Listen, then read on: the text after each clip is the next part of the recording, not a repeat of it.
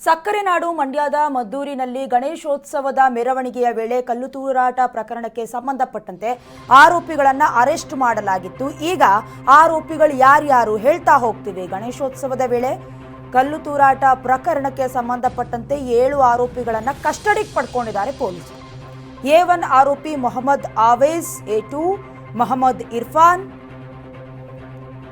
A4 Imran Pasha, A8 Mohammed Salman ಸೇರಿದಂತೆ A12 Inayat Pasha, A14 Mohammed ಖಲೀಂ ಹಾಗೆ A17 Sadiq Ulla police ಕಸ್ಟಡಿಗೆ ತೆಗೆದುಕೊಳ್ಳಲಾಗಿದೆ.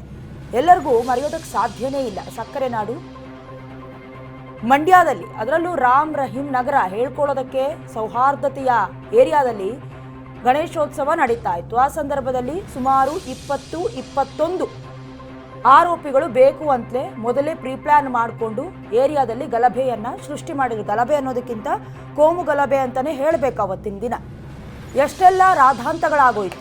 ಇನ್ನು ಗಣೇಶೋತ್ಸವದ ವೇಳೆ ಕಲ್ಲು ತೂರಾಟ ಪ್ರಕರಣದಲ್ಲಿ ಕೆಲವೊಂದಷ್ಟು ಜನರನ್ನು ಆರೋಪಿಗಳು ಅಂತ ಕೂಡ ಕನ್ಸಿಡರ್ ಮಾಡಲಾಗಿತ್ತು.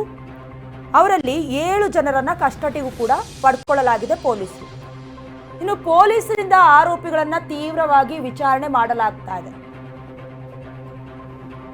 ಗಲಭೆ ಹಿಂದಿನ ಕೈವಾಡದ ಬಗ್ಗೆ ತನಿಖೆ ನಡೆಸಬೇಕು. ತನಿಖೆ ಚುರುಕಾಗ್ತಾ ಇದೆ. ಇರ್ಫಾನ್ ಗ್ಯಾಂಗ್ ವಿಚಾರಣೆಯನ್ನ ಖಾಕಿ ಪಡೆ ನಡೆಸ್ತಾ ಇದೆ. ಕಲ್ಲು ತೂರಾಟಕ್ಕೆ ಮೊದಲೇ ಪ್ಲಾನ್ ಮಾಡಿಕೊಳ್ಳಲಾಗಿತ್ತು. ಪೊಲೀಸರ ತನಿಖೆಯಲ್ಲಿ ಪ್ಲಾನ್ ಬಹಿರಂಗ ಆಗಿರೋದು. ಪ್ಲಾನ್ ಮೊದಲೇ ಹೇಗೆ ಮಾಡಲಾಗಿತ್ತು ಅಂತ ಹೇಳಿದ್ರೆ 8:30 ಅಷ್ಟರಲ್ಲಿ ಗಣೇಶೋತ್ಸವ ಪ್ರಾರಂಭ ಆಗಬೇಕಾಗಿತ್ತು. ಆ ಸಂದರ್ಭದಲ್ಲಿ ಆ ಏರಿಯಾದ ಎಲ್ಲ ಸ್ಟ್ರೀಟ್ ಲೈಟ್ಗಳ ದೀಪವನ್ನು ಏಕಾಏಕಿ ದಿಢೀರಂತ ಬಂದ್ ಮಾಡಲಾಗತ್ತೆ. ಅದಾದ ಮೇಲೆ ಕಲ್ಲು ತೂರಾಟ ನಡೆಯುತ್ತೆ.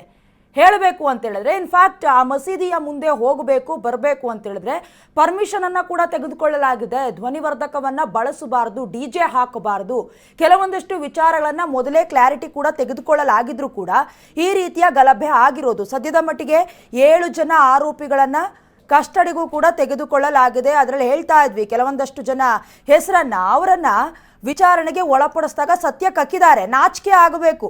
ಅಂದರೆ ಸರ್ವ ಜನಾಂಗದ ಶಾಂತಿಯ ತೋಟ ಅಂತ ಹೇಳ್ತೀವಿ, ಬರೀ ಹೆಸರಿಗಷ್ಟೇ. ಇತ್ತೀಚಿನ ದಿನಗಳಲ್ಲಿ ಸೋಷಿಯಲ್ ಮೀಡಿಯಾವನ್ನು ಮುಂದಿಟ್ಕೊಂಡು ಎಷ್ಟೆಲ್ಲ ಗಲಾಟೆಗಳಾಗ್ತಾ ಇದೆ, ಗಲಭೆಗಳಾಗ್ತಾ ಇದೆ.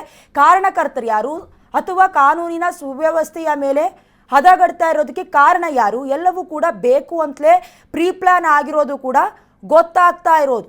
ಮಂಡ್ಯದಲ್ಲಿ ಆಗಿರೋ ರೀತಿಯಲ್ಲೇ ಸೇಮ್ ಮಂಡ್ಯ ಡಿಸ್ಟಿಕ್ನಲ್ಲೇ 1 ವರ್ಷವೂ ಕೂಡ ಆಗಿಲ್ಲ. ನಾಗಮಂಗಲದಲ್ಲೂ ಕೂಡ ಇದೇ ರೀತಿಯ ಗಲಾಟೆ ಆಗಿತ್ತು. ಸಂಬಂಧಪಟ್ಟಂತೆ ವಿಚಾರಣೆ ಕೂಡ ನಡೀತಾ ಇದೆ.